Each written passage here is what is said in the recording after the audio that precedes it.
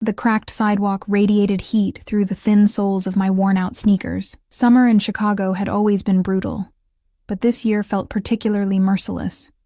Perhaps because everything else in my life had also turned against me. Sweat trickled down my spine as I watched my 4-year-old son, Jamie, standing bravely beside his little blue bicycle, clutching a crooked cardboard sign he'd insisted on making himself. "Buy my bike, sir, please. Mommy's hungry," he'd written in wobbly, oversized letters, with the stubby crayon from the diner where I'd lost my waitressing job last week.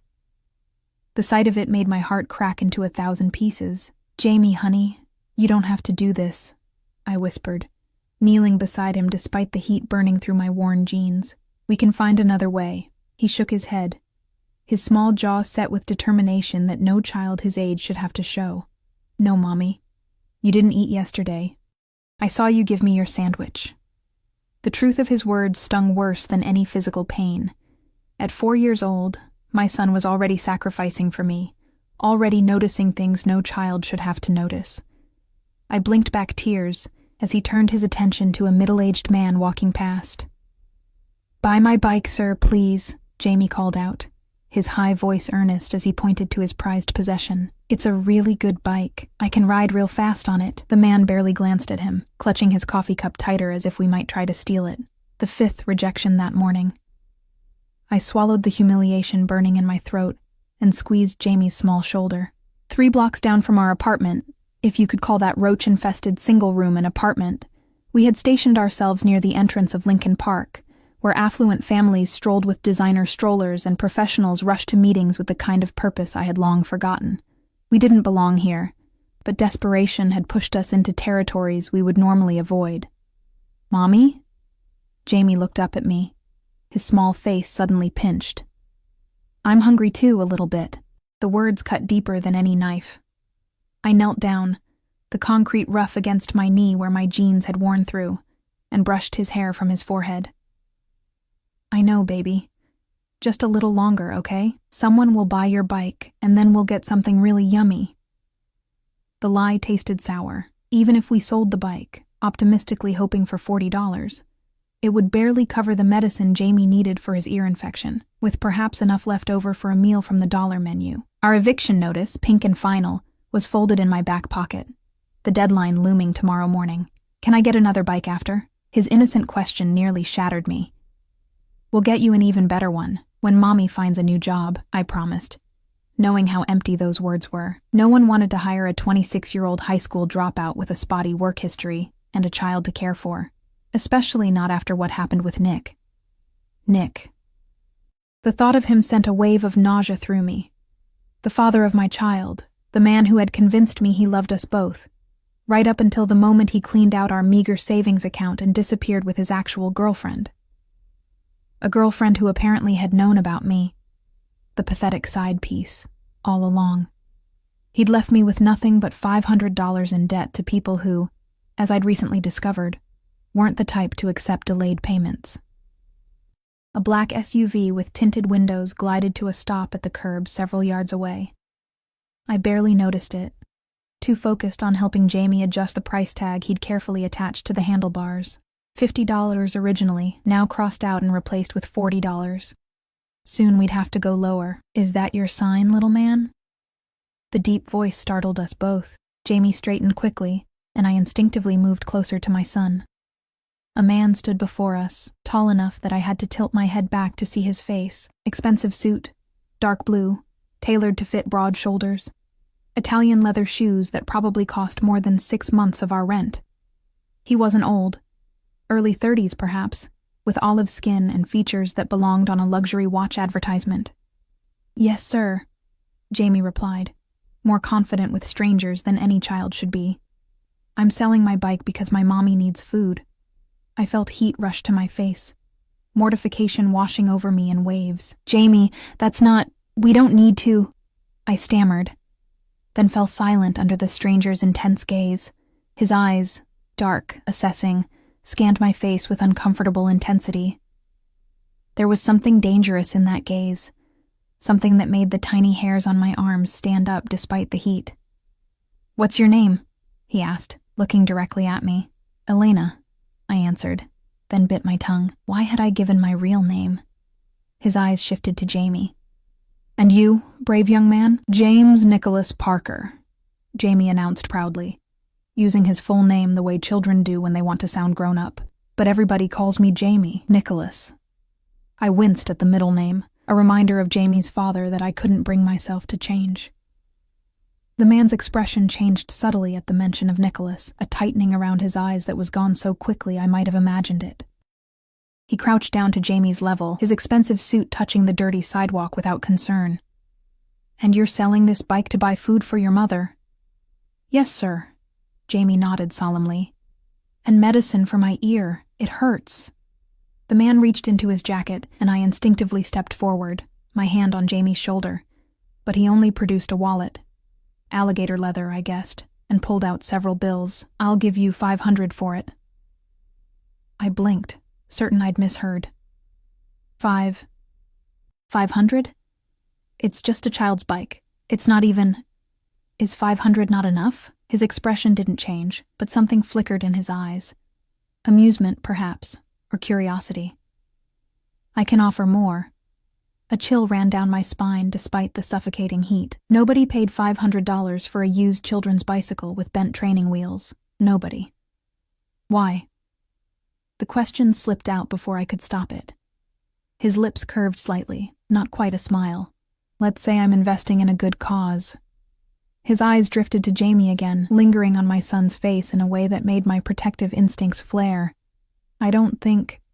"$700, he interrupted, still holding the cash, having added more bills. "Final offer." Jamie gasped, his eyes wide with disbelief. $700? That's more than all the money in the world. Despite everything, a small smile tugged at my lips. In Jamie's world, 700 might as well be $1 million. My mind raced. $700 would cover Jamie's medicine, our overdue rent, enough food for weeks, maybe even a security deposit on a better place. But the money felt dangerous, tainted somehow by this stranger's inexplicable interest. A sleek black sedan pulled up behind the SUV, and a man in a dark suit stepped out, scanning the area before opening the rear passenger door. The man standing before me didn't turn to look, but his posture shifted subtly, and I realized he was expected elsewhere. "I need to go," he said, his eyes still fixed on me. "Take the money." He extended his hand toward Jamie, the bills neatly folded between his fingers. Something told me to refuse, to grab my son and the bike and run as fast as we could in the opposite direction. But Jamie's stomach growled audibly, and the weight of the eviction notice seemed to burn in my pocket. Jamie looked up at me, silently asking permission. I hesitated, then gave a small nod, with a solemn face that broke my heart. My son reached for the money, his tiny hand engulfed by the stranger's much larger one. As Jamie took the cash, the man's other hand moved to ruffle my son's hair, the gesture oddly gentle. "You're a brave young man, looking after your mother like this." Then he turned to me, reaching into his pocket to produce a business card, pressing it into my palm. "Call this number tonight, after your son is asleep." His gaze flickered to Jamie again, this time with a strange intensity that made my skin crawl. "We have much to discuss about James's father." My blood ran cold. "Who are you?" "Someone who's been looking for you." He turned and walked toward the waiting car, his movements fluid and controlled. The driver held the door as he slid into the back seat. Just before the door closed, he looked back at us, his expression unreadable. "Keep the bike," he called to Jamie. "You're going to need it." The car pulled away, merging seamlessly into traffic, leaving us frozen on the sidewalk with $700 clutched in Jamie's small hand and a plain white business card in mine. Only a name was printed on it, Alexander Volkov. Jamie looked up at me, confusion and excitement warring on his face. "Mommy? We can keep the bike and the money?" I stared at the retreating car, a sense of foreboding washing over me. "Yes, baby. We can." "Then we can buy food? And medicine for my ear?" "Yes," I whispered, still staring at the card, my thumb tracing over the embossed letters. Alexander Volkov, a name that sounded like danger, like a door I shouldn't open, but he knew Nick. And Nick had taken everything from us. As I pocketed the card and helped Jamie count the money, I wondered which was more dangerous, calling the number, or not calling it. Either way, I sensed our lives had just changed irreversibly, like a car veering off the edge of a cliff. All I could do now was brace for impact. "Come on, Jamie," I said, forcing brightness into my voice as he gripped the bicycle handlebars with pride. "Let's get us some food and your medicine." As we walked away, I couldn't shake the feeling of being watched. I glanced back once, half expecting to see the black car following us, but the street was filled only with ordinary people going about their ordinary lives I suddenly suspected we would never have again. The small pharmacy on the corner of Diversey and Clark had never looked so welcoming. With Jamie's prescription clutched in my hand and his small fingers wrapped around mine, I pushed through the door, the cool air conditioning a blessed relief from the oppressive heat outside. "Can I have cherry Coke, Mommy?" Jamie asked, eyeing the refrigerator case filled with drinks. For once, I didn't have to say no. "Sure, baby. Pick whatever you want." His face lit up with the kind of joy that made my chest ache. $700 was enough to say yes to a soda without calculating how many meals that would cost us. $700 meant medicine, food, and rent. It meant a momentary reprieve from the constant, grinding anxiety of poverty. But as I handed over the prescription to the pharmacist, I couldn't shake the unease that clung to me like a shadow. Money that came too easily usually came with strings attached, a lesson I'd learned repeatedly since dropping out of high school to follow Nick's empty promises. "It'll be about 15 minutes, the pharmacist said, barely looking up. "That'll be $47.50. I counted out the bills from the wad in my pocket, hyper-aware of how unusual it was for someone like me, in worn jeans and a faded t-shirt, to be paying with crisp $100 bills. But the pharmacist simply made change and waved us toward the waiting area. "Are you hungry, sweetheart?" I asked Jamie, who was already sipping his cherry Coke with the reverence usually reserved for rare treats. He nodded enthusiastically. "Can we get pizza? Real pizza, not the kind from the freezer that tastes like cardboard?"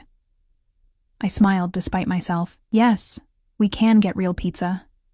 I didn't add that we hadn't had even freezer pizza in over a week, subsisting instead on canned soup and whatever the food bank had offered.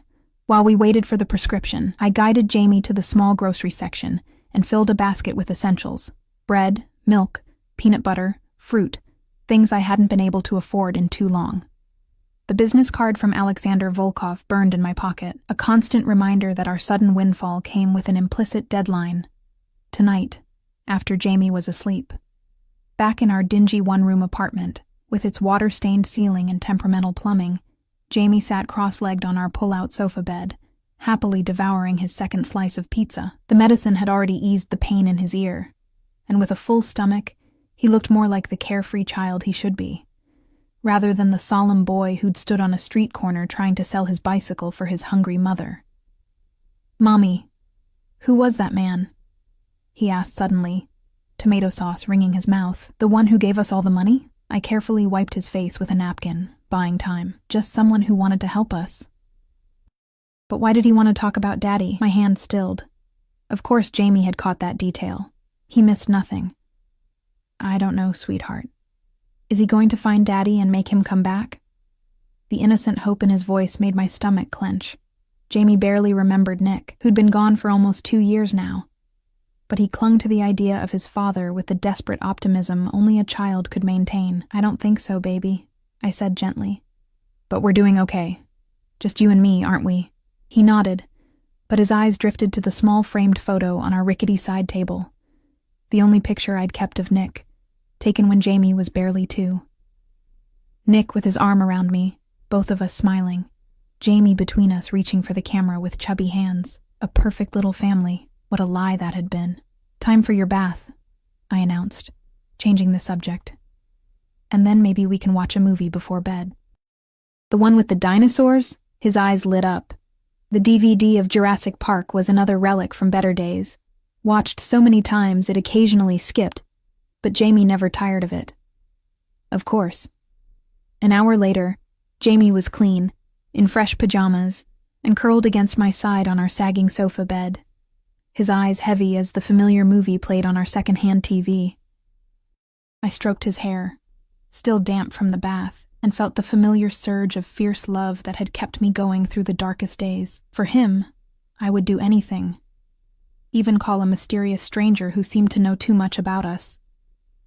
When Jamie's breathing finally deepened into sleep, I carefully extracted myself from his side and stood at our single window, looking down at the street below. The neighborhood wasn't the worst in Chicago, but it wasn't somewhere I felt safe letting Jamie play outside alone.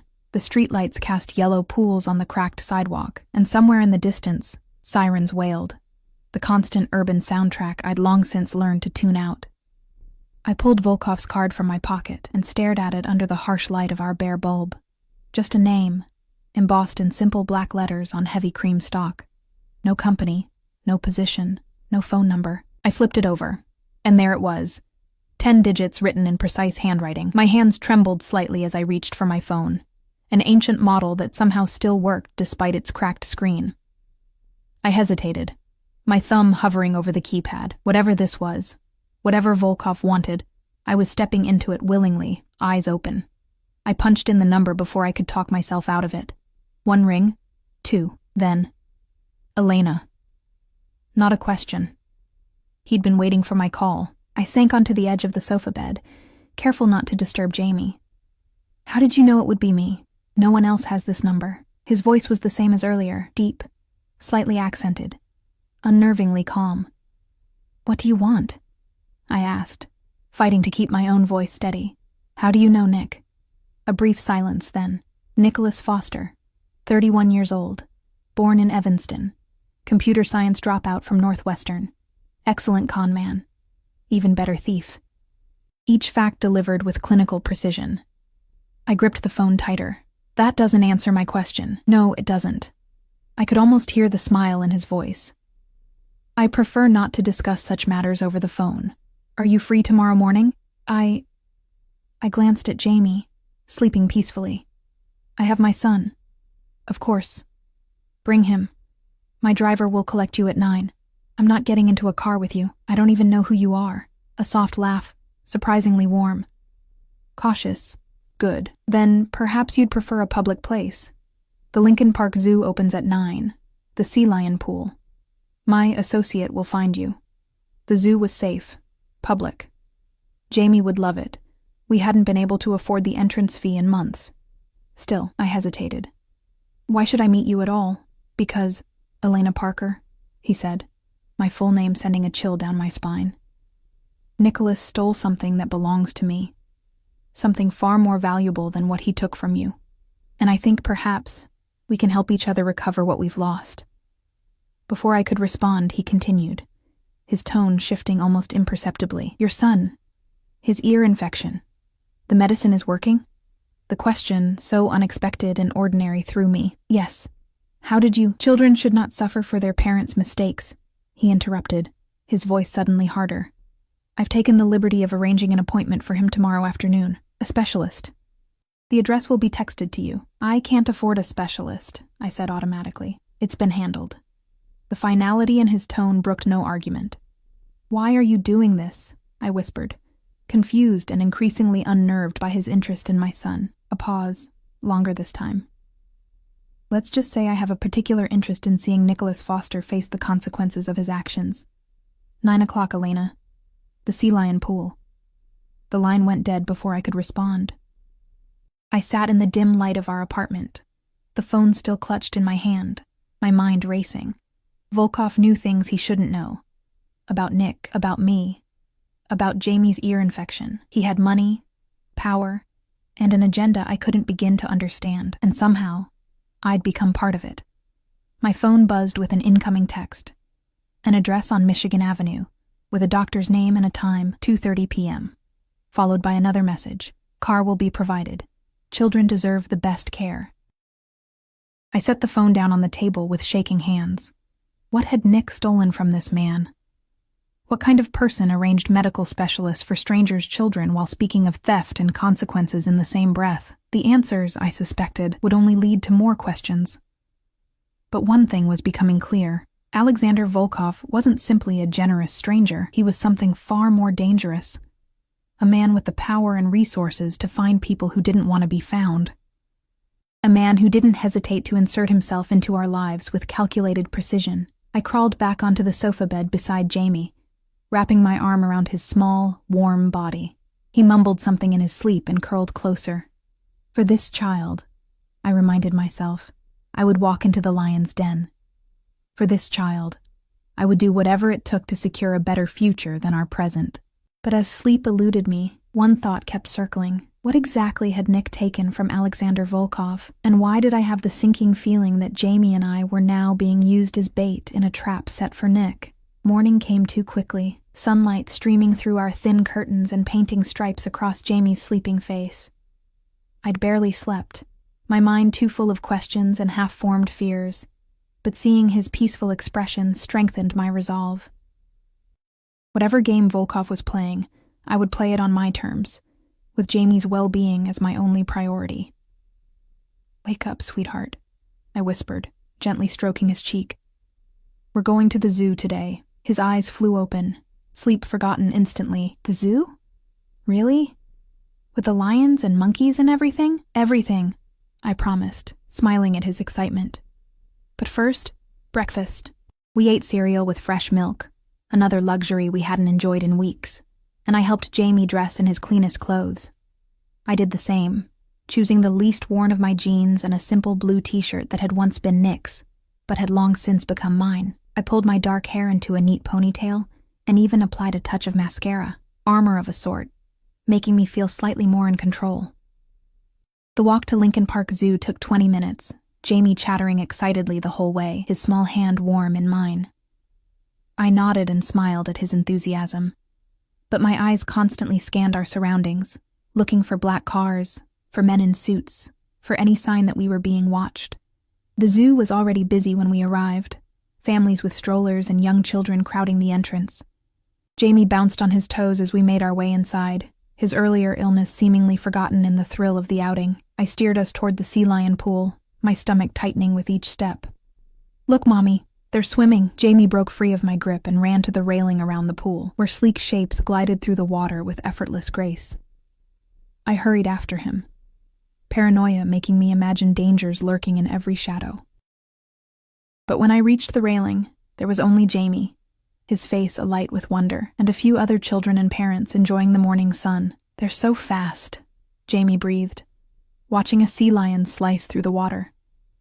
"Can I be that fast when I swim?" "Maybe with practice," I said, scanning the area again.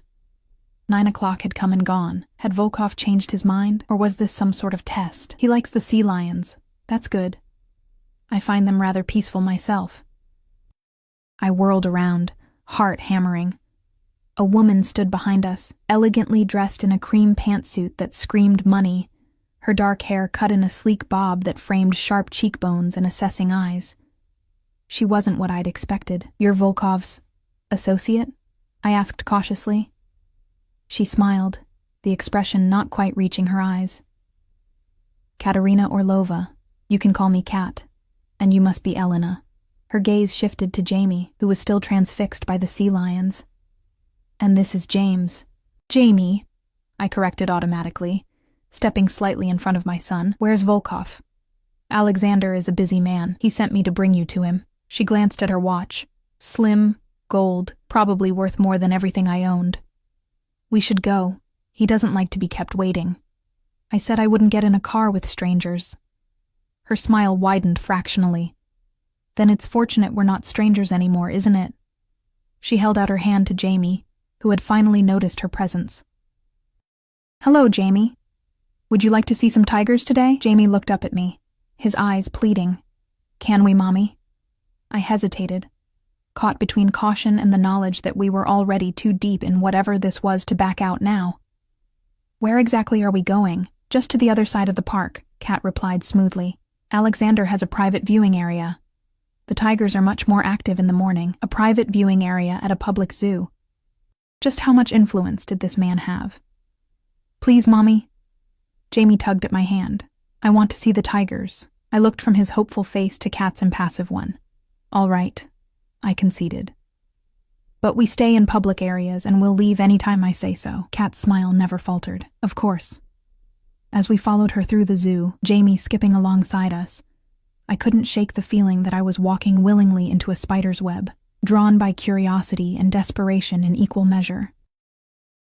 And somewhere at the center of that web waited Alexander Volkov, a man who knew too much about us, who had $700 to spare for a child's bicycle, and who, for reasons I couldn't fathom, had taken a particular interest in the welfare of my son. The private viewing area turned out to be a secluded pavilion overlooking the tiger habitat, cordoned off with discreet velvet ropes that a uniformed zoo employee silently removed as we approached. The space was furnished with comfortable chairs and a small table laden with pastries, fruit, and a silver carafe that I assumed contained coffee. It looked like something out of a luxury safari resort, not a public city zoo. "Tigers!" Jamie gasped, rushing to the railing. Below, 3 massive Siberian tigers prowled their territory, muscles rippling beneath their striped coats. One of them, as if on cue, looked up directly at us and let out a rumbling sound that was somewhere between a purr and a growl. "The large male is called Victor," said a now familiar voice from behind us. "He was rescued from an illegal private collection in Moscow. Magnificent creature, isn't he?" I turned to find Alexander Volkov stepping into the pavilion, dressed more casually than yesterday in dark slacks and a crisp white shirt with the sleeves rolled up to reveal strong forearms. He looked different in daylight, younger perhaps, but no less intimidating. "Mr. Volkov," I acknowledged, instinctively positioning myself between him and Jamie. "Alexander, please." His dark eyes moved past me to where Jamie was pressed against the railing, enthralled by the tigers. "Your son seems to appreciate Victor." "Children are easily impressed by dangerous things," I replied, the double meaning not lost on either of us. "They don't recognize the threat until it's too late." His lips curved in a hint of a smile. "Perceptive." He gestured to the table. "Please help yourself. The almond croissants are particularly good." Jamie turned at the mention of food, his eyes widening at the spread. "Can I have some, Mommy?" I nodded, though I remained standing while Jamie and Kat, who had silently materialized at the table, filled small plates. Volkov watched me with that same intense gaze that made me feel transparent, as if he could see every thought, every fear, every desperate calculation I was making. "You didn't sleep last night," he observed casually. "The circles under your eyes. You were worried about our meeting, wouldn't you be?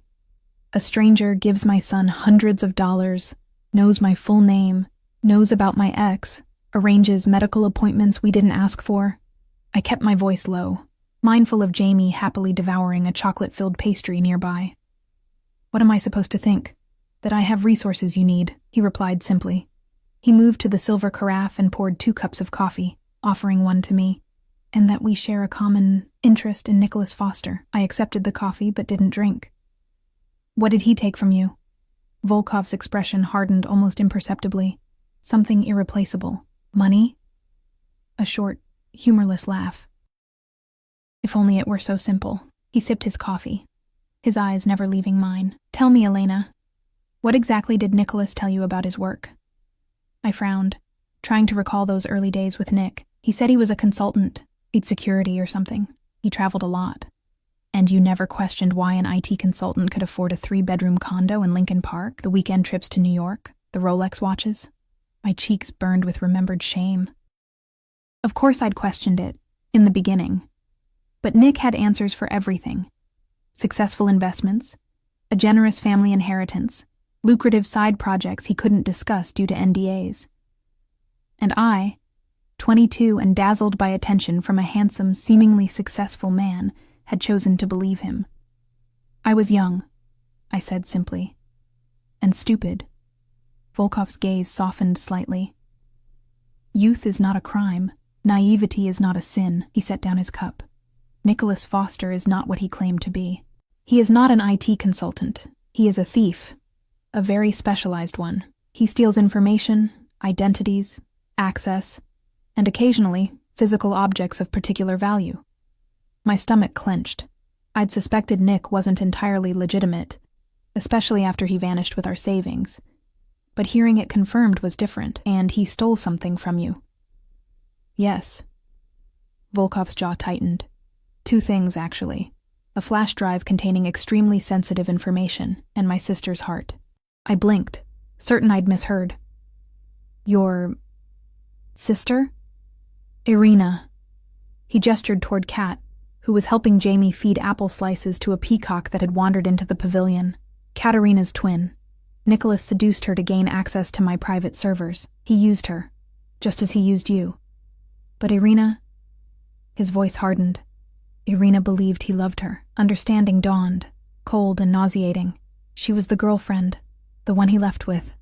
Volkov nodded once. He disappeared with her 2 years ago. Vanished completely, along with the data he stole and several million in cash and jewelry. I stared at Kat, seeing her now with new eyes, the cold detachment, the careful assessment when she'd looked at Jamie. She was the sister of the woman Nick had chosen over me, the woman he'd presumably been with all along, while I was raising his child alone. "I'm sorry," I said, the words inadequate. "But I don't understand what this has to do with me. I haven't seen or heard from Nick in 2 years. I have no idea where he is." "But you have something far more valuable than information," Volkov said, his gaze sliding to Jamie. "You have his son." A chill ran through me, instinctive and primal. "If you think I'm using my child as bait..." "No," he interrupted, raising a hand. "That's not what I'm suggesting." "Then what exactly are you suggesting?" Volkov stepped closer, close enough that I could smell his cologne, the same subtle, expensive scent I'd noticed yesterday. "Nicholas has surfaced, here in Chicago. My sources tell me he's desperate, hunting for something, and I believe that something is Jamie." The world seemed to tilt beneath my feet. "That's impossible. He left us. He doesn't care about Jamie, perhaps," Volkov agreed. "Or perhaps what Nicholas stole from me has proven less valuable than he hoped. Perhaps he's realized that the only truly irreplaceable thing in his life is his son." "Nick doesn't think that way," I insisted, but doubt was already creeping in. Nick had been many things. Charming, selfish, manipulative, but he'd never been overtly cruel to Jamie. He'd even seemed to enjoy being a father, in his casual, intermittent way. "Why would he come back now? That's what I intend to find out," Volkov replied. "But in the meantime, you and Jamie are vulnerable. Nicholas knows where you live. He knows your routines, your weaknesses. If he wants to take Jamie, he won't." I cut in fiercely. "I'd die before I let that happen." "A sentiment I admire," Volkov said quietly, "but one that might not be necessary if you accept my help." I laughed bitterly. "Your help? What exactly are you offering, and what do you want in return? Because men like you don't do anything without expecting something back." Something flashed in his eyes, approval, perhaps, at my directness. "Protection," he said, "for you and Jamie. A new apartment in a secure building that I own. A job if you want it. And in return, you allow me to use your connection to Nicholas to draw him out. Use me as bait, you mean? I prefer to think of it as mutually beneficial cooperation." I shook my head, disbelieving. "And if I refuse?" His expression didn't change, but something in his posture shifted. A subtle reminder of the power differential between us. "Then you return to your apartment with the $700 I gave you. And you hope that Nicholas doesn't find you before you find another solution to your situation." It wasn't quite a threat, but the implication was clear. I glanced at Jamie, still blissfully focused on the tigers, unaware of the dangerous currents swirling around him. If Nick really was back, if he really wanted Jamie for whatever reason, how could I protect my son alone? I was one woman with no resources, no family, no support system. "What kind of job?" I asked finally, hating myself for even considering his offer. Volkov's expression remained neutral, but I sensed he knew he'd won. "I own several businesses. One is a small art gallery in River North. The current manager is leaving. The position would be yours if you want it. The hours are flexible, the pay is good, and Jamie would be welcome there after school." "I don't know anything about art. You're intelligent. You can learn." He stepped closer, lowering his voice. "Elena, I'm not offering charity. I'm offering an exchange, your cooperation for my protection. It's your choice." I looked away from his intense gaze, my thoughts racing. Everything in me screamed that this was dangerous, that Volkov was dangerous. But the alternative, waiting for Nick to potentially reappear, with no resources to protect Jamie, seemed worse. "I need to think about it," I said finally. Of course. He reached into his pocket and withdrew a key card. The doctor's appointment for Jamie is still arranged for this afternoon. Afterward, my driver will take you to see the apartment. Think of it as a preview of what I'm offering. No commitment required today. I hesitated, then took the card, our fingers brushing briefly. Why are you really doing this? I asked. It can't just be about what Nick stole. Something dark and unreadable passed through his eyes. Let's just say I understand what it means to protect family at any cost. He glanced at Jamie. Some debts can never be repaid. Some wounds never heal. But justice is always possible. Before I could respond, Jamie came bounding over, his face alight with excitement. Mommy! Mommy! The tiger looked right at me, and Miss Cat says there are lion cubs we can see next. Can we go, please? I forced a smile, pushing aside the weight of the conversation. Of course we can, sweetheart. Volkov crouched down to Jamie's level, his entire demeanor transforming in a way that surprised me. Gone was the intimidating power broker, replaced by someone warmer, almost gentle. The lion cubs are excellent, he told Jamie seriously. But have you seen the wolves yet? They're my personal favorite. Jamie's eyes widened. Real wolves? Like in my book? Just like in your book, Volkov confirmed. Except these ones won't huff and puff and blow your house down. Jamie giggled. That's the three little pigs. Wolves in real books don't talk. My mistake, Volkov said, his mouth quirking in a genuine smile that transformed his face. He glanced up at me, and for a moment, I glimpsed something unexpected. A flash of genuine warmth, quickly masked. Perhaps, he suggested, straightening, we could all visit the wolves together. I happen to know the keeper. He might let Jamie feed them their morning meal. I opened my mouth to refuse, to maintain some boundary, some distance, but Jamie's pleading expression stopped me. Please, Mommy.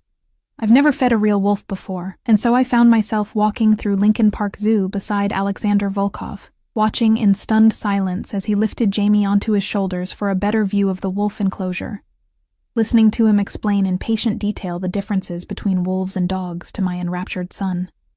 Kat walked a few paces behind us, her attention seemingly on her phone, but her eyes constantly scanning our surroundings with professional vigilance. The wolf keeper, a bearded man who greeted Volkov with obvious respect, did indeed allow Jamie to help feed the wolves, from a safe distance, with proper supervision. My son's face as he pushed pieces of raw meat through a special feeding tube was a mixture of terror and delight that I wished I could photograph. He's a good boy, Volkov commented, as we watched Jamie chattering excitedly with the keeper. Brave, curious, like his mother. I glanced at him, surprised by the compliment. You don't know me?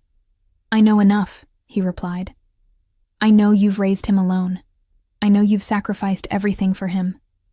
I know you were willing to sell his beloved bicycle to feed him. These are not small things, Elena. There was a sincerity in his voice that caught me off guard. He's my son, I said simply. What choice did I have? There are always choices, Volkov said quietly. Many parents make different ones. Before I could respond, Jamie came running back, his eyes bright with excitement. Mommy, the wolves know their names. The keeper called Lobo and he came right over. Can we get a wolf, please? I laughed despite myself. I think our apartment is a little small for a wolf, honey.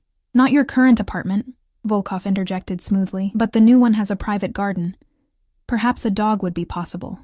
He looked directly at me as he said it, a clear reminder of his offer. Jamie gasped. A garden? And a dog? Really? He turned his pleading eyes to me, and I felt the trap closing around us. A trap baited with security, comfort, and the simple joys my son deserved. We'll see, I said noncommittally, but Volkov's knowing smile told me he understood exactly how effectively he'd played his hand. As the morning stretched into afternoon, I found myself increasingly confused by Alexander Volkov.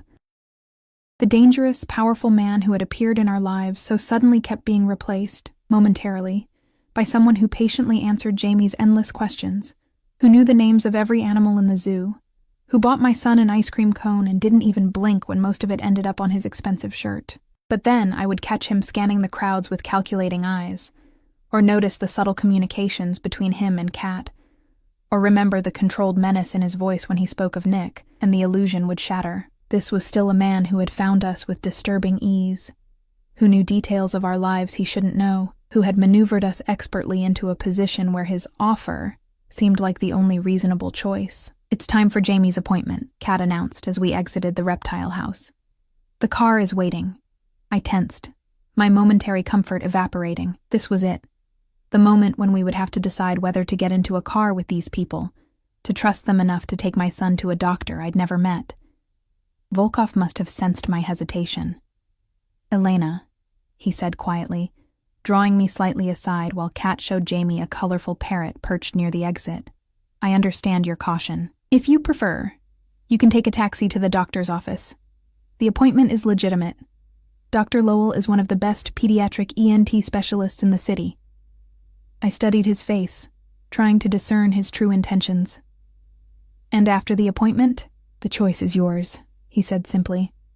"My driver will be available to take you to see the apartment, or you can go home. Think about my offer. Call me when you've decided." "Me."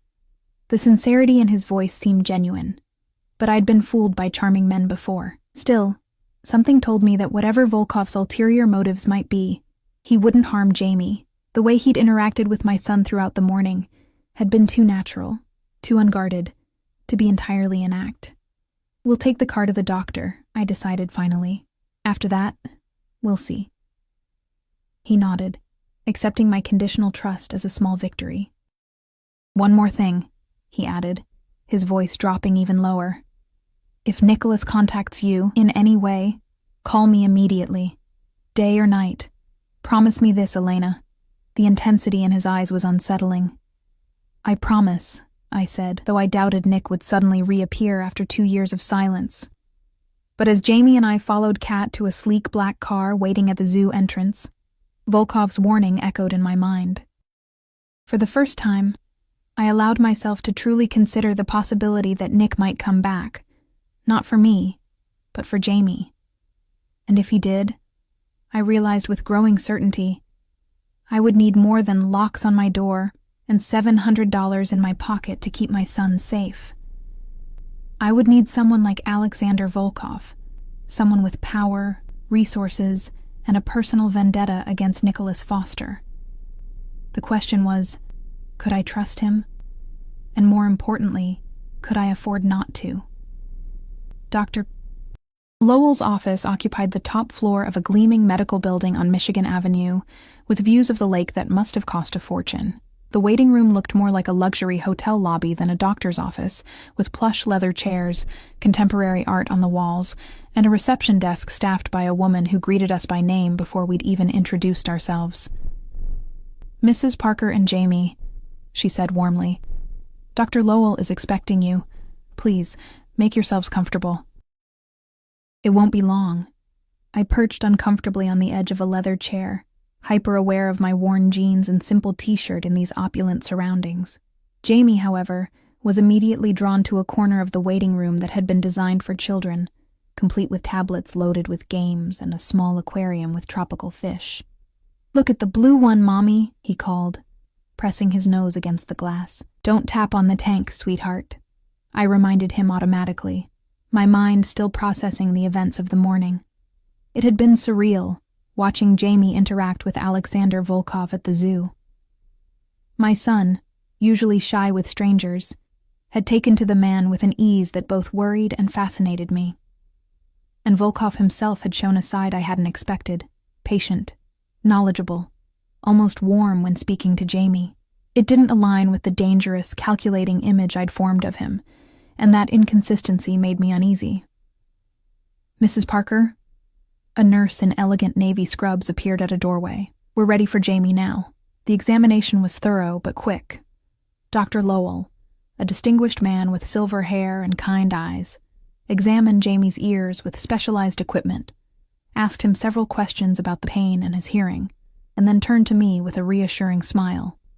"The infection is responding well to the antibiotics," he said, "but I'm concerned about some fluid buildup behind his eardrum. It's not uncommon, especially with recurring infections, but we'll want to monitor it. Recurring? I echoed, confused. This is his first ear infection. Dr. Lowell glanced down at the tablet in his hands, frowning slightly. My notes indicate Jamie has had 3 ear infections in the past 18 months. I shook my head, a chill running through me. That's not possible. I would know if... And then it hit me. The weekends Jamie had spent with Nick before he disappeared, the times he'd come home cranky, tugging at his ear, and Nick had casually mentioned that Jamie had seemed a little off, but was probably just tired. I had assumed it was the disruption to his routine, the excitement of time with his father. His father, I said slowly. He used to have weekend visits. He might have taken Jamie to a doctor without telling me. Dr. Mine. Lowell's expression shifted subtly. I see. Well, regardless of the history, we need to address the current situation. I'm going to prescribe a different antibiotic, along with some drops to help with the fluid. I'd like to see Jamie again in 2 weeks. After writing the prescriptions and giving Jamie a colorful sticker for being the bravest patient of the day, Dr. Lowell escorted us back to reception. The woman behind the desk handed me a folder containing the prescriptions, care instructions, and, to my surprise, an insurance card with Jamie's name on it. Your coverage has been updated in our system, she informed me. The medications are fully covered and there's no copay for today's visit. I stared at the insurance card, my suspicions confirmed. Volkov's reach extended even here, arranging medical care and coverage we hadn't had in months, not since I'd lost my last job with benefits. Part of me wanted to refuse it, to maintain some independence, but Jamie's health had to come first. Thank you, I said quietly, tucking the card into my wallet.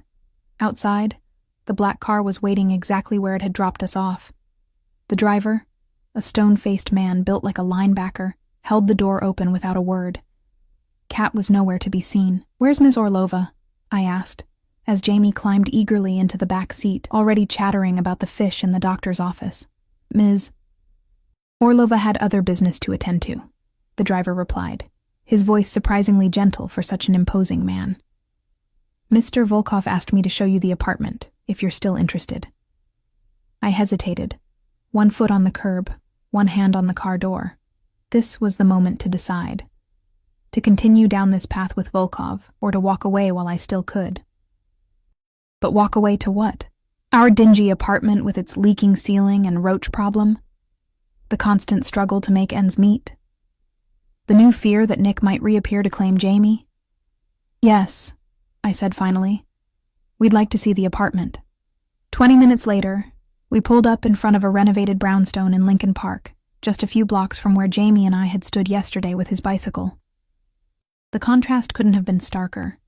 From selling a child's bike on the street to viewing an apartment in one of the city's most desirable neighborhoods. This is it?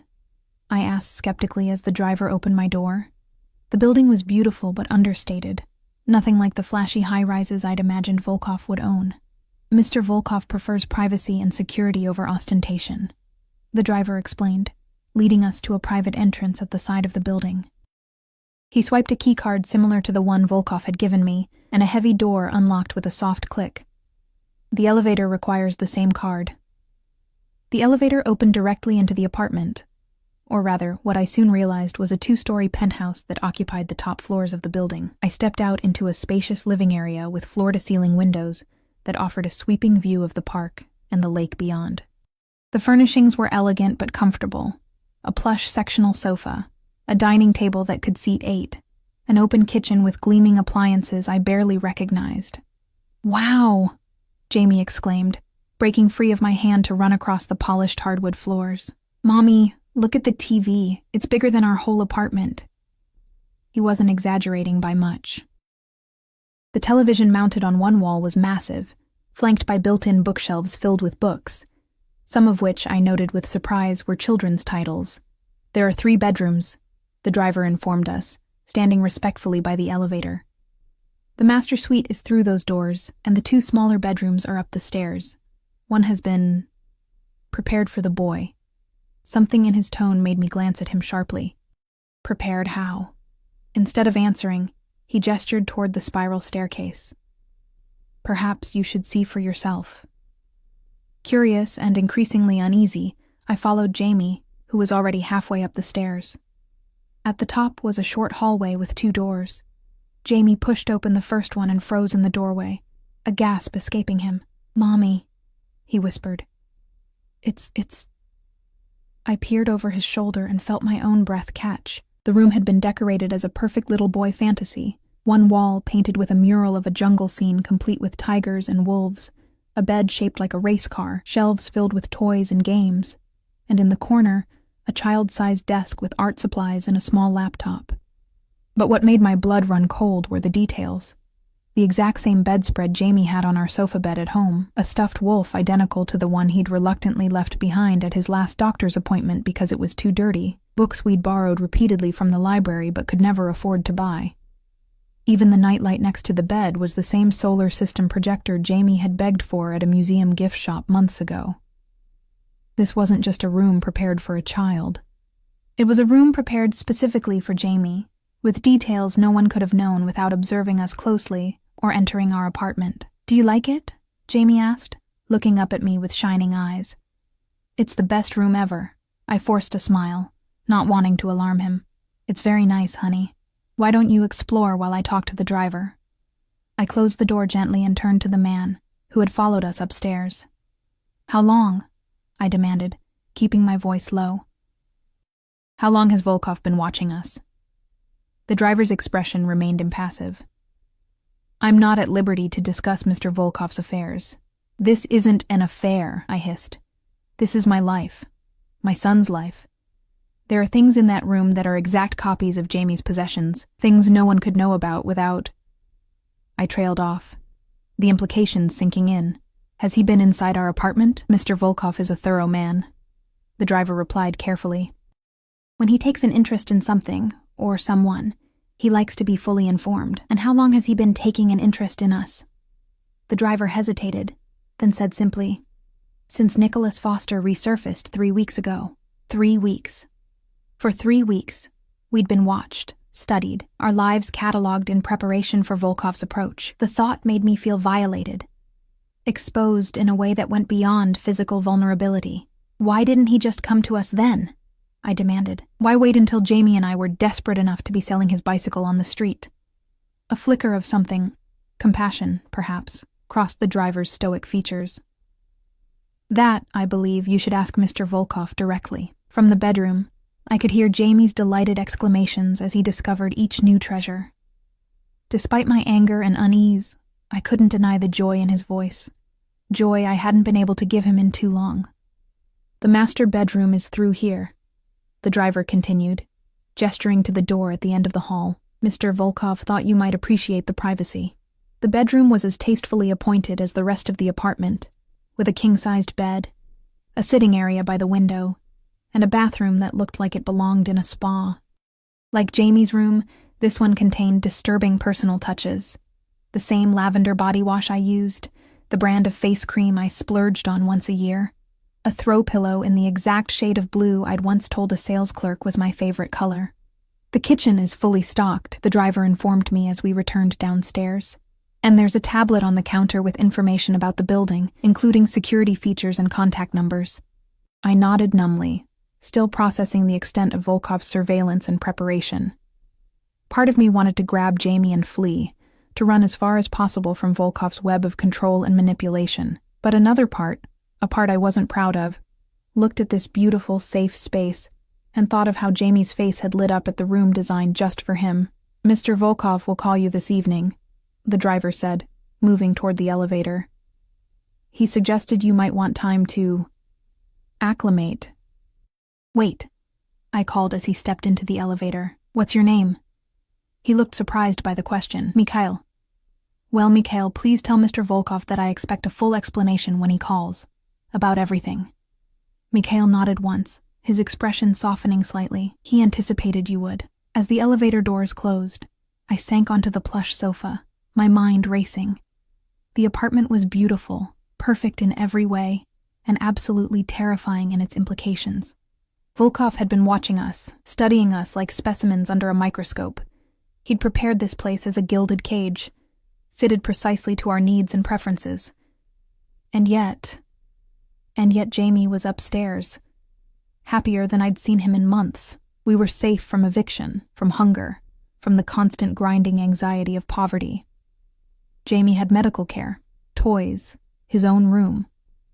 All the things I'd failed to provide him. The price was our independence, our privacy, and our involvement in whatever game Volkov was playing with Nick. A game that clearly had stakes high enough to warrant this level of investment and preparation. I moved to the wall of windows, looking out at the park where, just yesterday, Jamie had tried to sell his bicycle to feed me. The contrast was so stark it made my head spin.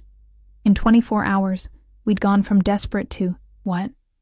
Protected? Imprisoned? Both? My phone buzzed with a text message. Unknown number, but I knew immediately who it was from. The apartment meets with your approval? I typed back. How long have you been watching us? The reply came instantly. Long enough to know you deserve better than selling your son's bicycle on a street corner. My fingers trembled as I typed. And Jamie's room? The exact copies of his things? A longer pause this time. Then, I wanted him to feel at home. Children need stability. We had stability, I shot back. It wasn't fancy, but it was ours. Was it? Came the reply, with eviction looming, with Nicholas potentially returning. That's not stability, Elena. That's standing on the edge of a cliff in a strong wind. I couldn't argue with that assessment, however much I wanted to. I was still formulating a response when another text arrived. Dinner will be delivered at 6. The kitchen is stocked if you prefer to cook. There are clothes for both of you in the closets. Make yourselves comfortable. We'll talk later. I set the phone down, torn between outrage at his presumption and a grudging appreciation for his thoroughness. Clothes, food, a safe place to sleep. All the things I'd been struggling to provide. Mommy! Jamie's voice drifted down from upstairs. There's a telescope up here, and it works. I can see the whole park. I closed my eyes briefly, weighing my options. We could leave right now, return to our apartment, cling to our independence, and face whatever came next alone. Or we could stay, accept Volkov's protection, and all that came with it, and navigate the dangerous waters of his vendetta against Nick. Coming, sweetheart, I called back, my decision made, at least for tonight. We would stay. We would sleep in clean beds with full stomachs, and tomorrow, when Volkov called, I would negotiate terms that kept Jamie safe while preserving what little autonomy I could salvage. As I climbed the stairs to join my son at the telescope, I couldn't shake the feeling that I was crossing a threshold from which there would be no return, that in accepting Volkov's help, I was binding us to him in ways I couldn't yet understand. But when I saw Jamie's face, alight with joy as he gazed at the world through a new lens, I knew I would make the same choice again. For him, I would deal with the devil himself, and Alexander Volkov, with his penetrating gaze and calculated generosity, might very well be exactly that. Look, Mommy, Jamie said, stepping aside to let me peer through the telescope.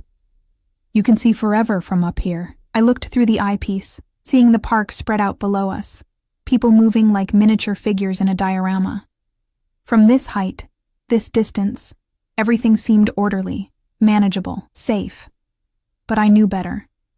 Down there, in the real world, danger lurked. Nick might be searching for us, and up here, in our luxurious new prison, Alexander Volkov was pulling strings I couldn't even see. Yes, I said softly, stroking Jamie's hair. But remember, sweetheart, things are never quite what they seem from a distance. He looked up at me, his innocent eyes trusting. What do you mean, Mommy? I smiled, pushing away my fears for the moment. Nothing important. Just that sometimes you have to get closer to understand what you're really seeing.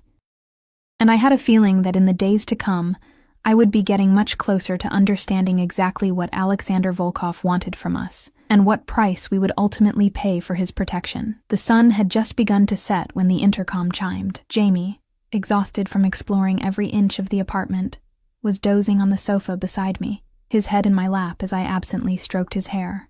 Mrs. Parker, came a voice I recognized as Mikhail's. Dinner has arrived. Shall I send it up? I pressed the response button. Yes. Thank you. Minutes later, The elevator doors opened to reveal Mikhail with several bags from an upscale Italian restaurant. The delicious aroma of garlic and tomato sauce filled the apartment as he efficiently arranged containers on the dining table. "Mr. Volkov thought you might enjoy this," he explained, unpacking pasta, salad, breadsticks, and even a bottle of wine. "He'll be calling shortly after 7, if that's convenient." I nodded, noting that Mikhail seemed to be waiting for my explicit approval, a small courtesy that felt significant somehow. "That's fine. Thank you, Mikhail." As he turned to leave, I added, "The apartment is beautiful. You can tell him that much." A ghost of a smile touched his stoic features. "I will, Mrs. Parker." After he left, I gently woke Jamie. His sleepy delight at the feast spread before us temporarily pushed aside my misgivings. We ate at the elegant dining table, Jamie chattering about all the treasures he'd discovered in his room, me listening and smiling and trying to ignore the growing knot of tension in my stomach as 7 o'clock approached. At precisely 7:15, as I was clearing our dishes, my phone rang. Unknown number, but I knew who it was. "You enjoyed the pasta, I hope," Volkov said when I answered, his voice smooth and confident. "How did you—" I began, then cut myself off. "Never mind. Of course you know what we ate. You probably have cameras in here too." "No cameras," he replied, and I was surprised to detect a hint of something like offense in his tone. "I have respect for privacy, Elena. I simply ordered what most children enjoy." I snorted softly. "Respect for privacy? That's rich coming from someone who's been watching us for weeks." A pause. "Fair point, though I'd characterize it as keeping you safe rather than watching you." "Semantics," I countered, moving to the living room where I could keep an eye on Jamie, who was back at the telescope, happily stargazing, perhaps. Another pause. "You're angry about the room. It wasn't a question. Wouldn't you be? Finding out someone's been studying your life closely enough to recreate your child's belongings down to the smallest detail, it's invasive." "It was meant as a kindness," he said quietly. "Children need familiar things around them during transitions, but I understand how it appeared to you." The genuine contrition in his voice caught me off guard. "Why didn't you approach us 3 weeks ago?" I asked, changing tack. "Why wait until yesterday?" His sigh was barely audible through the phone. "I needed to understand who you were, Elena. Whether you were involved with Nicholas's schemes. Whether you might warn him if I approached you. And what conclusion did you reach? That you're fiercely protective of your son. That you're proud, resourceful, and stubborn to a fault. That you'd rather sell your child's beloved bicycle than ask for help. A beat. And that Nicholas Foster is an even bigger fool than I thought for abandoning you." The unexpected compliment left me momentarily speechless. "I'm still not clear on what exactly you want from me," I said finally. "Your cooperation," he replied simply. "Nicholas has returned to Chicago for a reason. I believe that reason is Jamie. Or rather, what Jamie represents. Which is what, exactly?" "Leverage," Volkov said. "The data Nicholas stole has proven difficult for him to sell.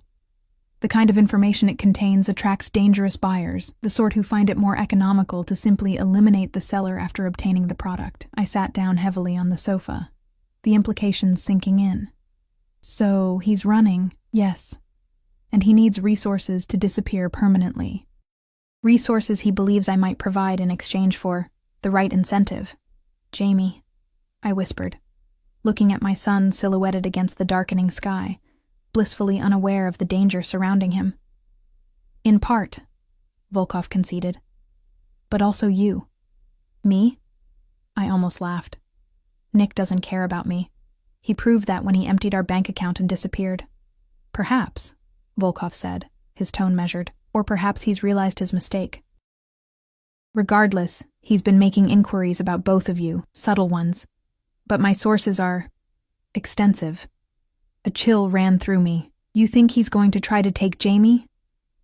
"I think," Volkov replied carefully, "that Nicholas is desperate, and desperate men are unpredictable."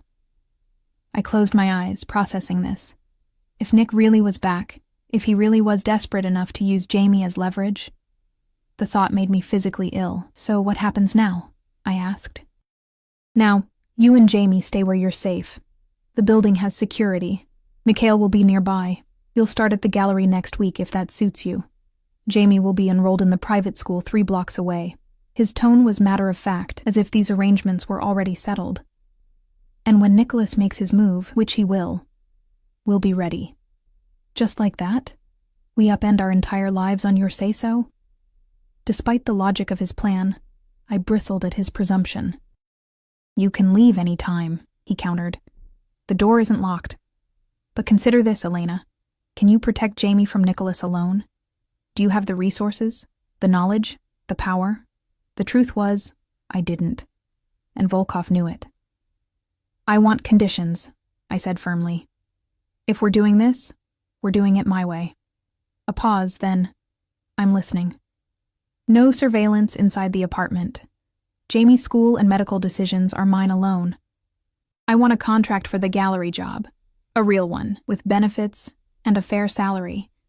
And I want to know exactly what happens when you find Nick. Reasonable terms, he replied, and I could almost hear the smile in his voice. Anything else? I took a deep breath. Yes. I want to know why you care so much. This can't just be about stolen data. This feels personal. The silence stretched so long I thought he might have hung up. Finally, he spoke, his voice lower, rougher somehow. Nicholas didn't just seduce my sister for information. He convinced her to go against her family. Against me. Then, when he had what he wanted, he abandoned her in a hotel room in Geneva with nothing but a note saying she'd served her purpose. I'm sorry, I said, meaning it. Irina took her own life 3 days later, he continued, each word precise and weighted. She couldn't bear the shame, the betrayal. Nicholas didn't just steal data, Elena. He stole my sister's life.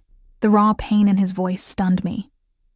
Suddenly, Volkov's obsessive pursuit of Nick, his protection of Jamie and me, it all made a terrible kind of sense. I didn't know, I whispered. Few do. A pause. Katerina has never been the same. We were triplets, you see. Irina, Katerina, and I. When she died, it was like losing a limb, like losing part of myself, triplets. That explained the intensity of his grief, the depth of his vendetta.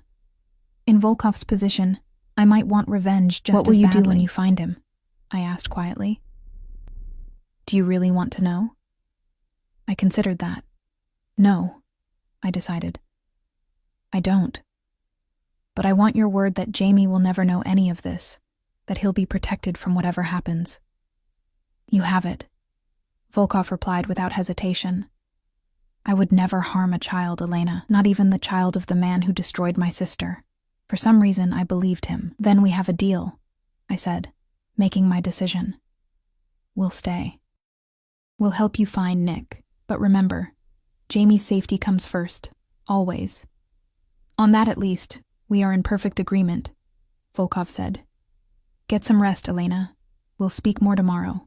After we hung up, I sat in the dimming light of the luxurious apartment, watching my son as he continued his fascinated exploration of the night sky through the telescope. Everything had changed so rapidly. Our circumstances, our future, our safety.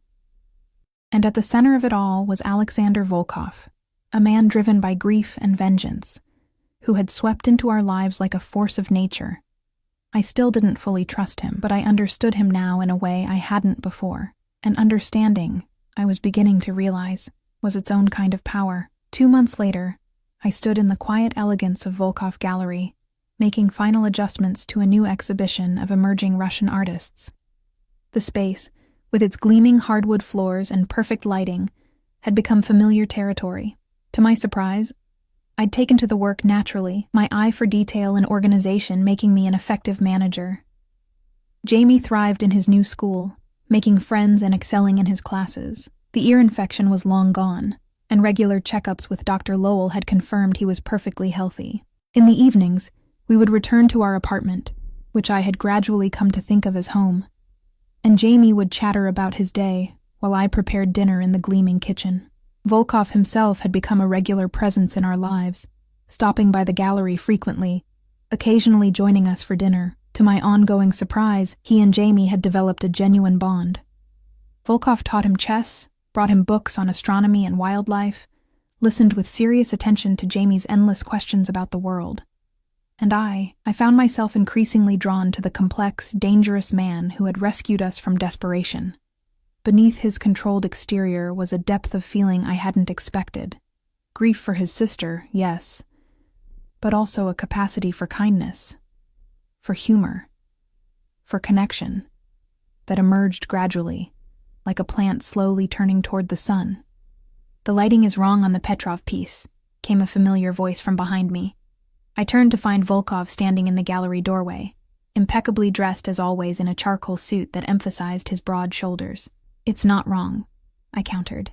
"It's intentionally shadowed to highlight the contrast in the lower quadrant." His lips quirked in that almost smile I'd come to recognize. "Always so confident in your opinions." "You hired me for my eye," I reminded him. "Not for my agreement," he chuckled, a warm sound that still surprised me whenever I heard it. "Indeed I did." He moved closer, studying the painting. "Perhaps you're right. It does have a certain tension this way." I smiled, pleased by his concession. These small victories felt significant somehow. "Jamie staying late at school today?" he asked, though I knew he was perfectly aware of my son's schedule. "Science club," I confirmed. "He's building a model of the solar system." Volkov nodded, his expression softening at the mention of Jamie. It was a transformation I'd observed repeatedly, the way his guarded demeanor lightened whenever my son was the subject. "There's been a development," he said, his tone shifting to something more serious. "Nicholas made contact yesterday." My breath caught. Despite 2 months of preparation, the reality of Nick's return still had the power to frighten me. With who? One of my associates. A carefully orchestrated chance meeting. Volkov's face was unreadable. "He's looking for a way to approach you, to reconnect with his son. And you're going to give it to him," I said, not a question. Volkov inclined his head slightly. "A charity gala, next Saturday. He'll believe one of the waitstaff is feeding him information, but of course, they work for me." The trap was closing. After weeks of subtle manipulation, Nick was being drawn precisely where Volkov wanted him. I'd known this was coming, had agreed to it, but now that the moment was approaching, I felt unexpectedly conflicted. "You're having second thoughts," Volkov observed, his perceptiveness as unsettling as ever. "Not second thoughts," I said slowly. "Just memories. It's strange to think of facing him again after everything that's happened." Volkov stepped closer, close enough that I could smell his cologne, a scent I'd come to associate with safety, despite everything. "You don't have to do this, Elena. Say the word and I'll find another way." The offer surprised me. We had a deal. Deals can be renegotiated. His dark eyes studied mine. "Your comfort matters to me." It was the closest he'd come to acknowledging the shifting nature of our relationship. The tension that had been building between us over weeks of shared meals, of late-night conversations after Jamie was asleep, of moments when his hand had lingered on mine a second too long to be purely professional. "I want to see him," I decided. "I want him to see what he gave up. What he can never have again." Something fierce and approving flashed in Volkov's eyes. "As you wish." He was standing very close now, close enough that I could see the faint lines at the corners of his eyes, could feel the warmth radiating from him. "Alexander," I said softly, using his first name deliberately. "When this is over, when you've found whatever closure you're looking for, what happens to us?" The question had been building for weeks, unasked but ever present between us. Now, with Nick's appearance imminent, I needed to know. He raised his hand, his fingers brushing my cheek with unexpected gentleness. "What do you want to happen, Elena?" I hesitated, gathering my courage. "I want Jamie to be safe, happy. I want to keep the life we've built here. And for yourself?" He pressed, his voice low. I met his gaze directly. "I want to stop being afraid of Nick, of poverty, of depending on someone who might disappear." I took a deep breath. "I want to trust again, even though it terrifies me." Understanding dawned in his eyes. Slowly, deliberately, he took my hand in his. "I am not Nicholas," he said, each word weighted with promise. "I do not abandon what is mine. Ever." The possession in his voice should have alarmed me, Instead, it sent a shiver of something like anticipation through me. Over these past months, I'd come to understand Alexander Volkov. His fierce loyalty, his protective instincts, his capacity for both ruthlessness and tenderness. I'd seen how he looked at Jamie with a care that went beyond strategy or manipulation, and I'd seen how he looked at me when he thought I wouldn't notice, with a hunger that matched my own growing desire. "And am I yours?" I asked, my voice barely audible. His fingers tightened around mine. "That, Elena, is entirely your decision." The gallery was silent around us, the afternoon light painting golden patterns across the polished floor. In that moment, I saw our future unfolding like a road with many possible turns. Some dangerous, some promising, all of them irrevocably changed by the man standing before me. "Yes," I said simply. And then, because courage comes in many forms, I leaned forward and pressed my lips to his. The kiss was brief, but definitive. A seal on an unspoken agreement. When I pulled back, Volkov's eyes had darkened, his controlled expression momentarily disrupted by something raw and powerful. "Saturday," he said, his voice rougher than before. "After the gala, Nicholas will be dealt with, and this chapter will be closed. And then, Elena Parker, you and I will begin something new." It was a promise and a warning both. I nodded, accepting all it implied. Saturday. As he left the gallery, his steps measured and purposeful, I turned back to the Russian paintings with their shadows and light, their hidden depths and stark beauty. Like the man who had collected them, they revealed themselves slowly, layer by layer, to those patient enough to look beyond the surface. Saturday would bring a confrontation 2 years in the making. Nick, the man who had abandoned us. Volkov, the man who had found us. And me, no longer the desperate, vulnerable woman selling her son's bicycle on a street corner, but someone stronger, more certain, more dangerous in her own way. Let Nick come, I thought, straightening the frame of the Petrov painting with steady hands. Let him see what his betrayal had created. Let him see the woman I had become, the life I had built from the ashes of his abandonment. Let him see the son he would never know, protected now by a man with the power and will to keep him safe forever, and let him understand, in his final moments of freedom, exactly what it had cost him to leave us behind. For the first time in years, I felt no fear when I thought of Nick, only a calm certainty that justice, in whatever form Alexander Volkov delivered it, was finally coming. And after that, justice was served, after the ghosts of betrayal were laid to rest, there would be a future waiting, for Jamie, for me, and for the dangerous, complex man who had claimed us as his own.